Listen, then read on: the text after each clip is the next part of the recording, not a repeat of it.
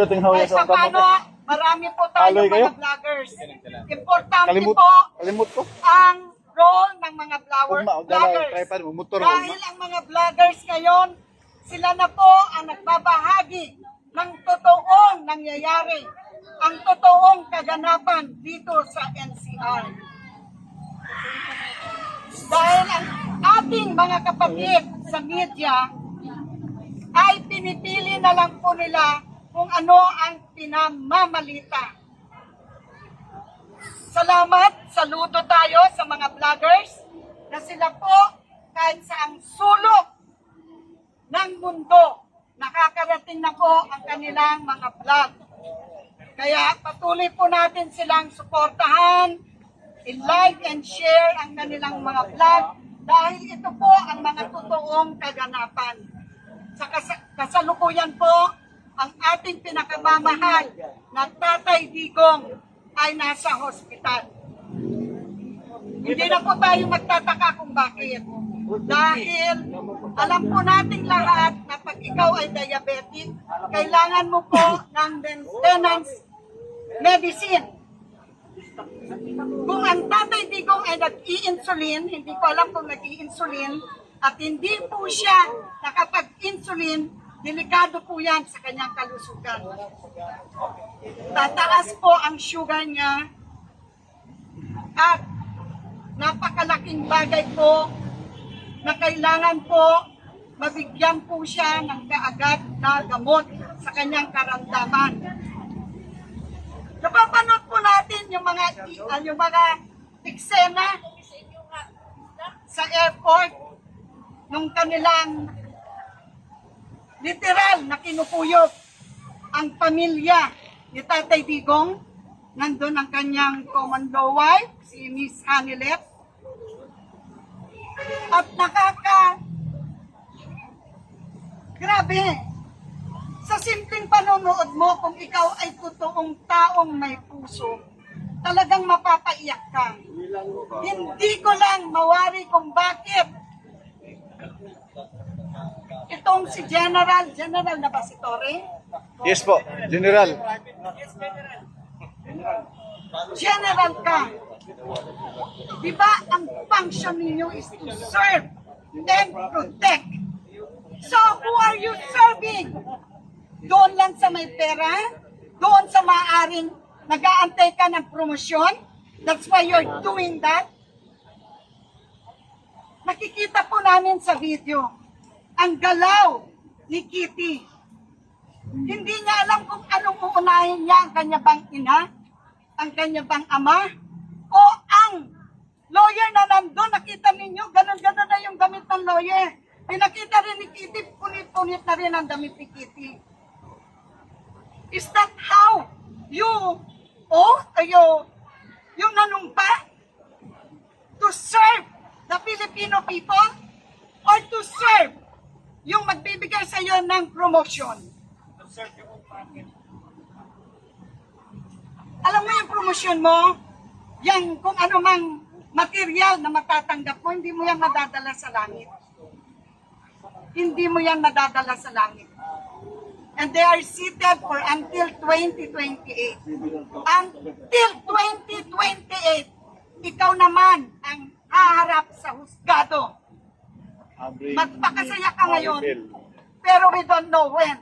Dahil ang buong mundo, napapanood tayo sa kahihiyan. Ginagawa ninyo! Buong mundo. Ang unang nag-release kahapon, China. Tapos sumunod, Japan. Today, napanood ko, kahapon napanood ko, nagsalita yung vlogger sa US, hindi pa niya alam ang totoo. So, iba yung statement niya. Pero kanina napanood ko, at marami na siyang nakausap. At sinabi niya, ito ang maganda. Pilipinas, antayin natin na tulungan tayo ni Donald Trump. Dahil si Donald Trump ay kaibigan ni PRRD. Yes! Paano nyo nagagawa yan? Samantalang buong mundo, karamihan na pangulo na iba't ibang bansa, saludo sa galing paninindigan ng ating Tatay Digong. Paano nyo nagagawa? napakasama ng budhi ninyo. Nag-iisang Pangulo na pinayagan, pinahintulutang ilibing ang tatay ninyo na nandoon sa Ilocos Norte. Walay utang na loob. Walang utang na loob. Walay utang na kahuboton. Ilang years na hindi nailibing? Mambudol. Ilang years? Doon mo makikita yung puso Baga kay ng naong ba? Bagat naong. konsensya na awa sa ama ninyo. Karapat dapat pang ilibing sa libingan ng mga badyate, bayani ang isang diktador. Nagkakabulol-bulol na ako sa inis. Nararapat ba na ilibing ang isang diktador sa libingan ng mga bayani?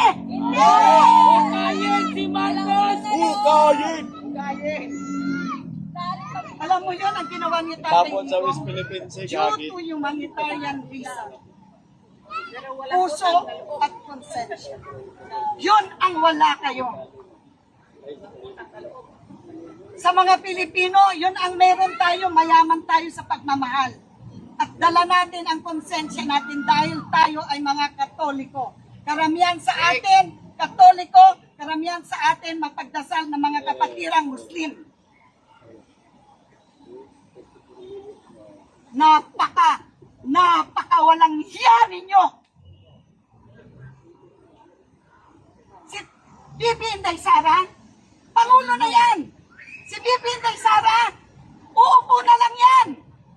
Anong ginawa ninyo? Pinudol ninyo. Lahat ng mamayang Pilipino nagsusumigaw noon. Isa ako sa umiiyak, nagmamakaawa, nandyan ako sa Comelec. Nagmamakaawa na BP, Lord, pag milagruhan, umuo si BP. Pero nagtiwala si BP. May pa-bless. Bless halos.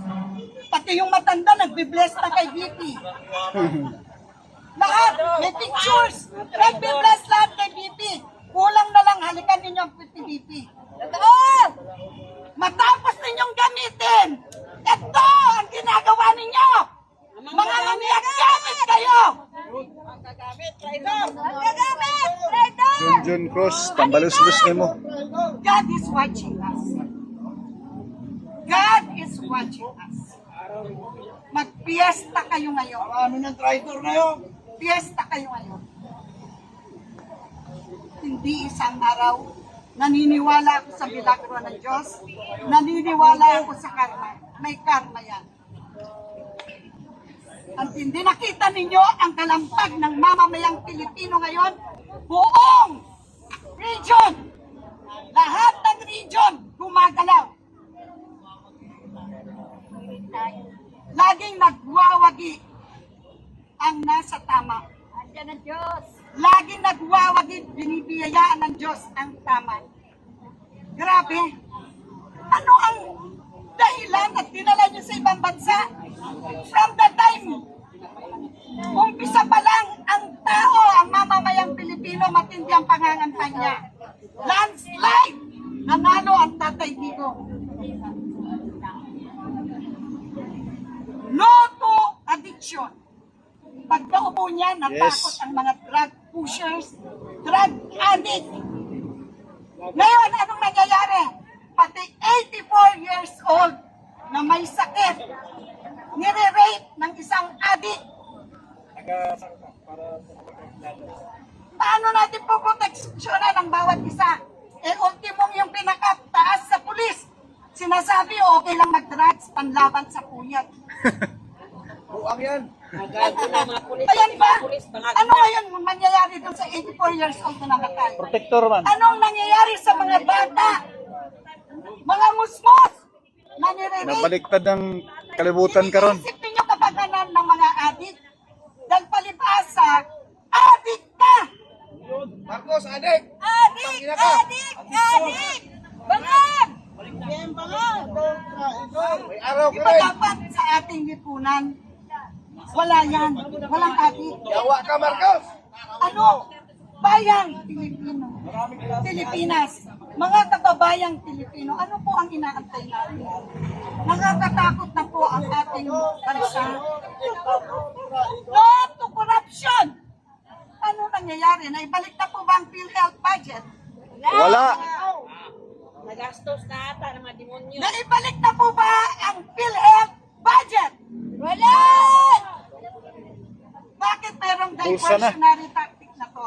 Dahil dyan na hindi pa naibabalik ang PhilHealth budget? Sakol sila, sakol sa pinpoint. Yan ba yung diversionary tactic? Ang gamitin ang mga Duterte, gawa ng mga ganitong napakasamang eksena. Maraming adik. Merong chismis. Hindi lang natin mapatunayan. Ano ang dahilan ng pagkamatay ng heir ng Lufthansa? Si Mr. Pao Tantong. Overdose. Overdose! Apol burong! Sa bayan na dahilan kung ba't tayo may diversionary tactic. Sa panahon ni Tatay, no to criminality. Ang dami pong krimen. No to poverty. Ang dami na po nating nagugutom. Samantalang sila, milyon, bilyon ang naibubulsa. Hindi nyo po yan madadala sa impyerno. 6 feet below the ground na rin po kayo. Aanhin ninyo yung ganyang karaming pera. Ilagay po sa nararapat. Ang akala ng mamamayang Pilipino, sila na nabudol, mamibigay ng ginto. Anong nangyari? Yung natatanging reserve gold natin sa Central Bank, nasaan? Pininta na! Binusa na, binusa. Binenta.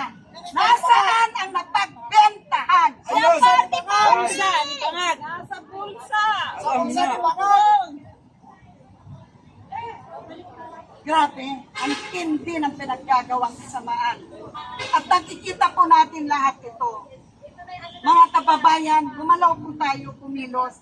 Wag lang po tayo hanggang social media. Wag lang po tayo sabi na, uy, magkaisa na tayo umaklas. Nasaan po kayo? Nandito po tayo sa Ligan. This is a freedom park. You join us every day. Nandito po tayo sa Liwasang Bonifacio. Dito po tayo magkwentuhan. Dito po tayo magdamayan ng ating mga sama ng loob. Magkaisa po tayo. Andito po ang mga magigiting nating mga vloggers na nagpaparating sa inyo ng mga kaganapan. Isa-isa po silang magsasalita para marinig po ninyo kung ano po ang kanilang saloobin, kung ano po ang kanilang hinaing. Kung nagagawa nila kay PRRD yun, how much more sa ating kilos, bayan, kilos, aking mga kababayan. Panahon na po para tayo ay magkaisa. Tama na po yung nag-aantayan na tayo kung sino ang gagalaw. Tayo po mismo ang gumalaw. Sa lahat, andito po kami, Liwasang Bonifacio. Maraming salamat po. Isog ka! Tara na! Mga Yan po ang kaganapan kanina mga kabayan sa Liwasan Bonifacio sa may Manila, no? Bukas po ulit, mga kaigsunan. Mayong gabi diha.